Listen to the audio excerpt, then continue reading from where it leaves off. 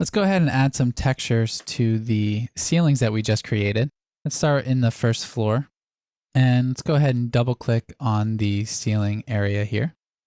Now remember, we have hide rest of model turned on, and you can turn that on or off with Control H.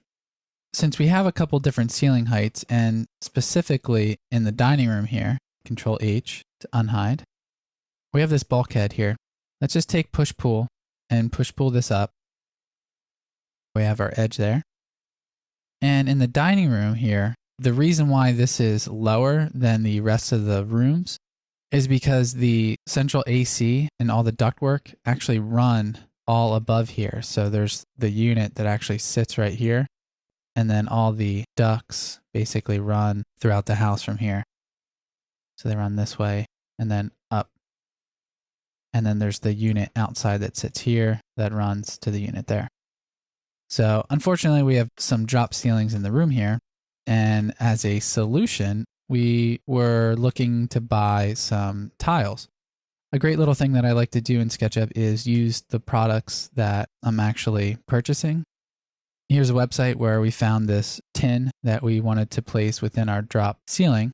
What's great about this is it's a square texture that we can right click and just save as and bring into our model. I just saved it onto my hard drive. I'm going to actually orbit so that we're upside down, just to make it a little bit easier for us as we're working. And let's just add some detail to this. So let's just import under File, Import. See this tin tile texture that we have. We're going to import as a texture.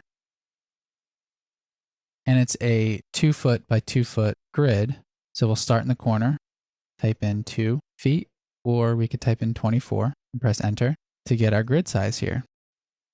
Now we lined it to the bottom corner, but in actuality, we centered the texture. Remember, you can right click, go to texture position, and you can position this now so that the tiling is centered here. From left to right, it's almost perfect. And top and bottom looks like there's one, maybe half of one tile that's cut off. That's just about center.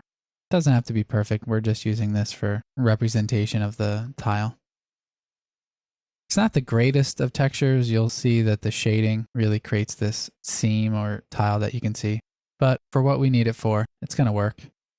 Now in the next section, let's go up to the second floor and let's take a look at using the Follow Me tool to create crown molding within the ceiling of the master bedroom.